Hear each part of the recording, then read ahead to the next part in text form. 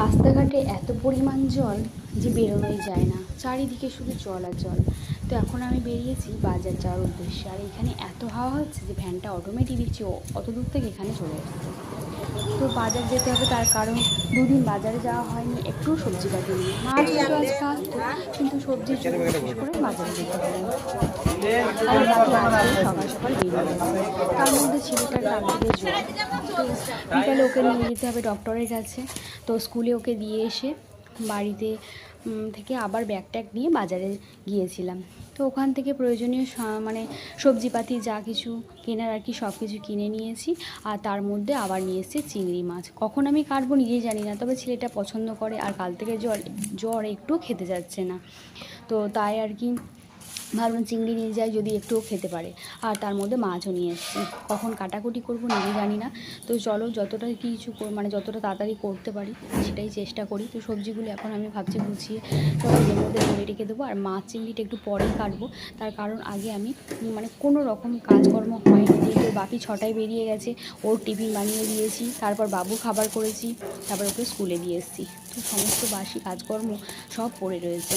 তো এখন ঘর দোর মুছবো, জামা কাপড় কাচা, স্নান করা, পুজো করা।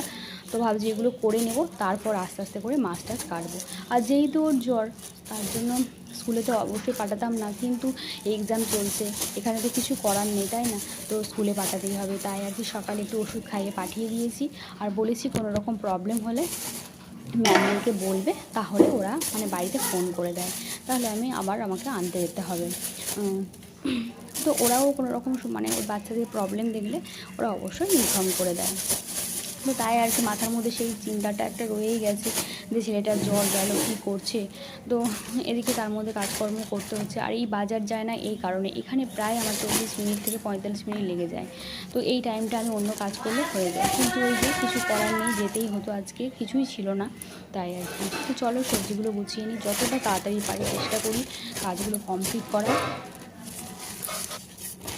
আর এখানে হুট করে যে কোনো ডাক্তার দেখাবো, কালকে যেমন স্কুল থেকে আসার পরে জ্বর এসছে, বিকালে যে কোনো ডাক্তারখানায় গিয়ে সঙ্গে সঙ্গে দেখাবো সেরকম কোনো থাকে না, আগে থেকে ওনাদের নাম এন্ট্রি করতে হয়, এখানে এই সিস্টেম। আর এমন তো সোর্স থাকলে হয়, এবার সব ডাক্তারের ক্ষেত্রে তো আর থাকে না, তার জন্য আর হয়নি। তো আজকে সকালে নাম লেখালে হয়তো 10টা 12টা দিয়ে দেখাতে পারতাম, কিন্তু ওর যেহেতু সকালে স্কুল, তার জন্য আর লেখালাম না। তো ওর বাপি বললো অফিস থেকে এসে আমি নাম লিখিয়ে রাখবো, আর বিকালে বা সন্ধ্যার সময়, মানে সন্ধ্যায় বসে আর কি, সন্ধ্যার সময় গিয়ে ডাক্তার দেখাতে হবে। একে পরীক্ষা, একটু পড়াশুনো করবে, তার মধ্যে এই অবস্থা। প্রতি বছর এই টাইমটায় জ্বর আসে, কেন আমি জানি না। আর এইদিকে ঘরের অবস্থা ছিল এই, তো যাই হোক গুছিয়ে গাছিয়ে নিয়েছি।